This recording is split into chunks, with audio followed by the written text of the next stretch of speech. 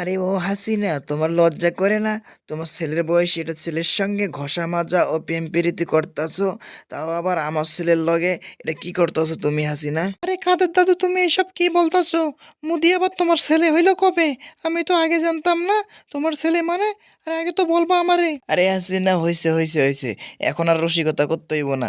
তুমি আমার ছেলের লগে যে এমন করতেছো এটা কিন্তু ঠিক না। তুমি কিন্তু আমার প্রেমিকা, আমার কিন্তু তুমি এক্স গার্লফ্রেন্ড ছিলা, এটা কি মনে আছে তোমার? আরে হাসিনা, এই কাদের দাদু এইসব কি বলতাছে?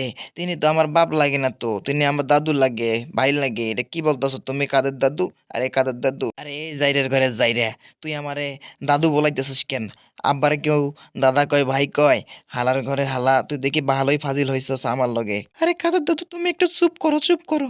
তুমি কি মান সম্মান শেষ করবা আমার?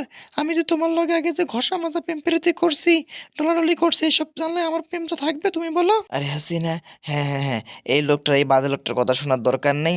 চলো আমরা একটু ওইদিকে গিয়ে ভালোভাবে বসে একটু ঘষাঘষি করে মাঝামাঝি করি। এই কাদের, এই পাদের, এ তুই চলে যায় এখান থেকে। হাসিনা শোনা, তোমার চরিত্রটা যে এত খারাপ আমি আগে বুঝতাম না গো। তুমি যে কি একটা বেয়াদব মহিলা, কিরম একটা খারাপ মহিলা, তোমার আগে বুঝতাম না আমি। আমার যৌবনটাও শেষ করলাম, টাকা পয়সা সব শেষ করলাম তোমার পিছনে। আরে কাদের, আমি আপনারা চিনি না, আপনি এখান থেকে যান। আমাদেরকে ডিস্টার্ব করবেন না।